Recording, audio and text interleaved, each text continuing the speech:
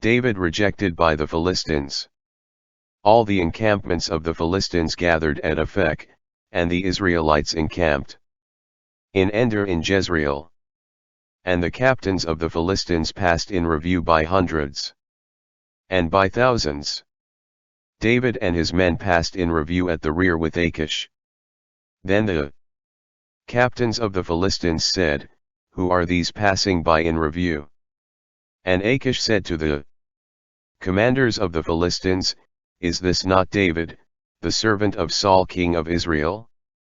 The one who has been with us daily for the last 2 years. I have found no fault in him from the day he defected to me until today." But the commanders of the Philistines were grieved because of him, so they said to him, "Return the man to the place you appointed for him.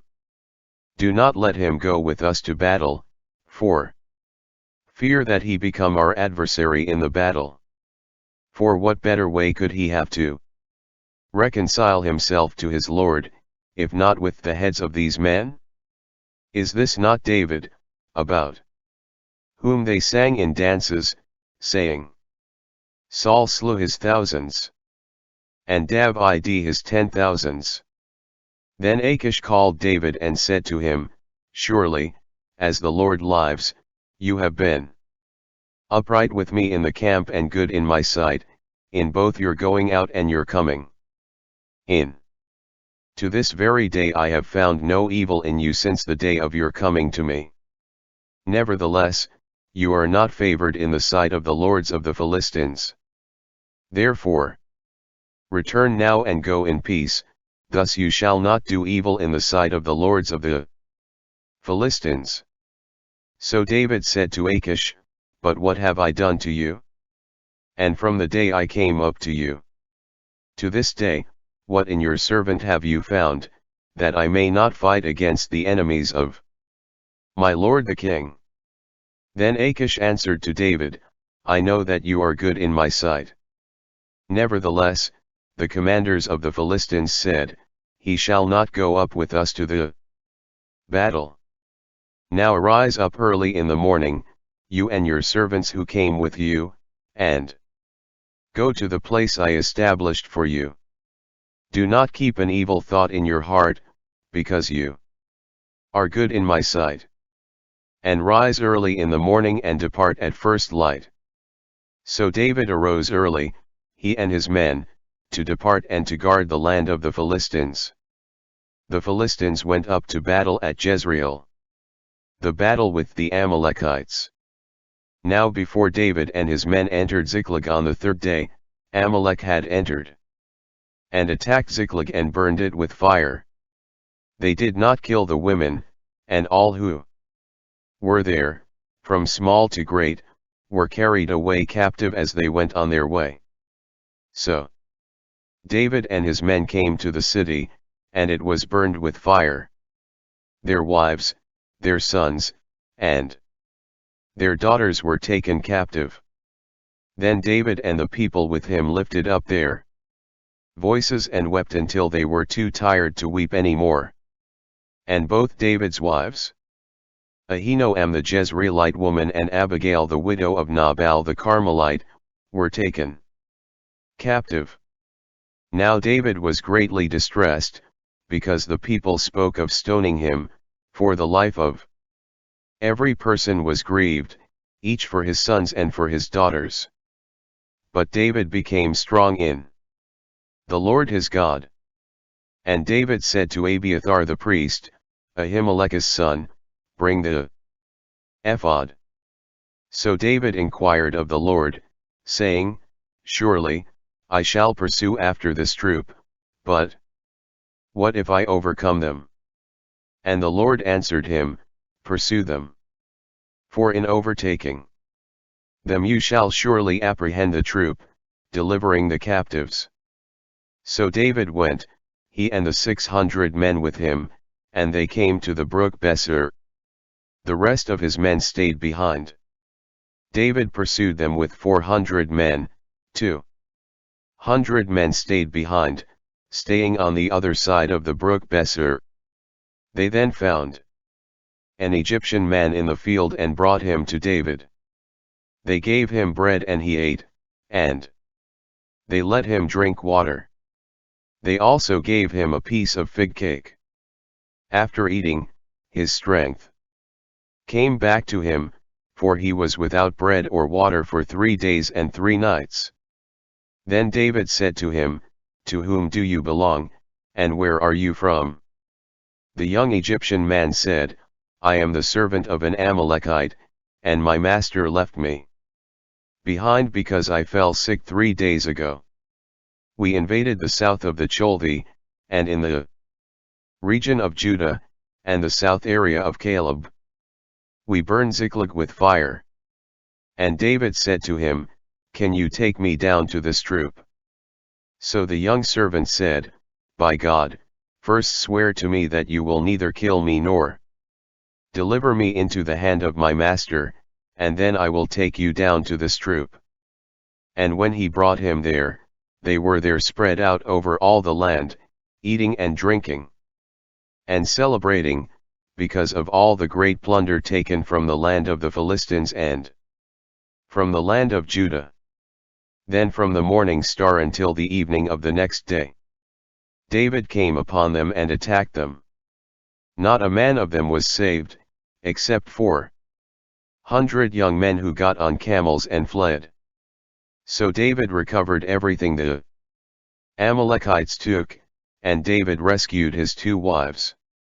And nothing of theirs was lacking, either small or great, or sons or daughters, or plunder, or anything taken from them. David recovered it all. And David took all the flocks and herds and put them ahead of the plunder.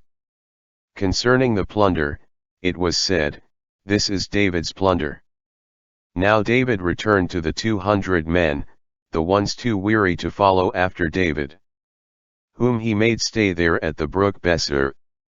Upon his return, they went out to meet David, and to meet the people with him. And when David came near the people, he greeted them in peace.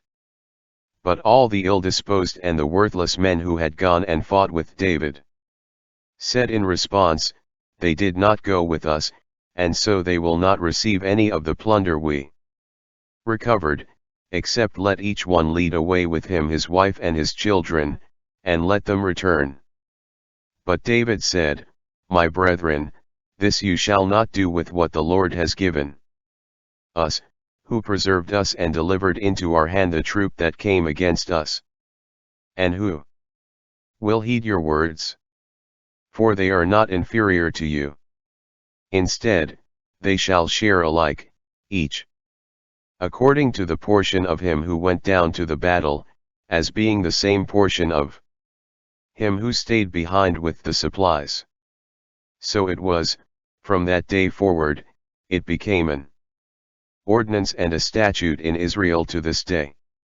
Now when David came to Ziklag, he sent some of the plunder to the elders of Judah and to his friends, saying, "Behold, from the plunder of the enemies of the Lord to those who were in Bethshur, to those who were in Ramah of the south, to those who were in Jatair, to those who were in Aroer, to those who were in Amadai, to those who were in Siphmoth, to those who were in Eshtemo, to those who were in Gath and in Kenan, and to those in Saphek, and to those in Thimoth, to those who were in Carmel, to those who were in the cities of the Jerahmeelites, to those who were in the cities of the Kenites, to those who were in Jerimoth, to those who were in Beersheba, to those who were in Noah, to those who were in Hebron, and to all the places where David himself and his men were accustomed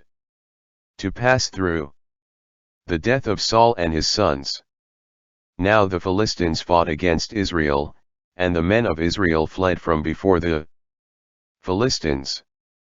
They fell slain on Mount Gilboa. Then the Philistines followed hard after Saul and his sons. And the Philistines killed Jonathan, Abinadab, and Malchishua, the sons of Saul. The battle weighed heavily against Saul. the javelin throwers and the archers hit him, and he was wounded in the belly.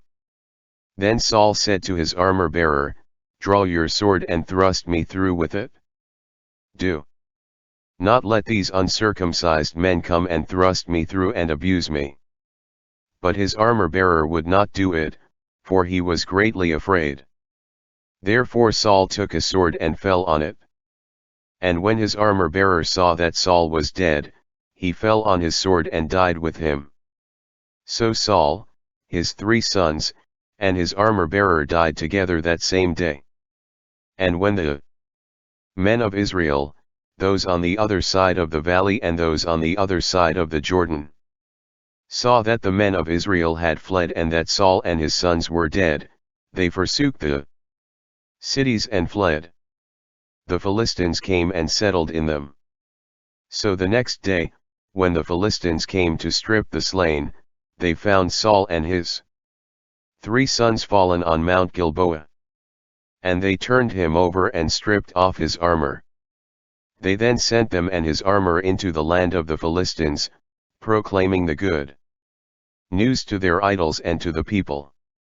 Then they placed his armor in the temple of the Ashtoreths, and fastened his body onto the wall of Bethshan. And the inhabitants of Jabesh Gilead heard what the Philistines did to Saul. And all the valiant men arose and traveled all night in order to remove the body of Saul and the body of Jonathan his son from the wall of Bethshan. They carried them to Jabesh and buried them there. Then they took their bones and buried them under the field at Jabesh, and fasted for 7 days. Notes from the previous page. 29:9 Even an unbelieving Philistine was able to recognize the godly character of David. 30:7 Once again David trusts in the intercession of the priest before God, that he may follow God's will rather than his own. What a contrast between his use of the ephod and Saul's use of the medium. David approached God with humility through the means he had established. Saul sought to manipulate his future through the powers of darkness. 30:21-25 David displays his generosity and compassion for the weak by sharing the spoils with all the people, the strong and weak alike.